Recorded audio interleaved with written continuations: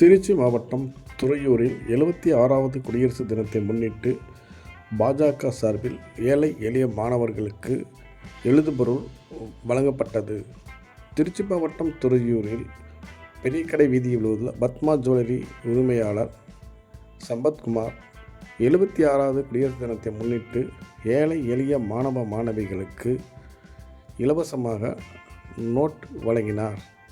இந்நிகழ்ச்சியில் திருச்சி மாவட்ட பிரச்சார பிரிவு செயலாளர் பழனிவேல், தாப்பேட்டை தெற்கு ஒன்றிய பொதுச் செயலாளர் மோகன்தாஸ் உள்பட நிர்வாகிகள் திரளாக கலந்து கொண்டனர். மாணவ மாணவிகள் ஆர்வமுடன் நோட்டுகளை வாங்கி சென்றனர்.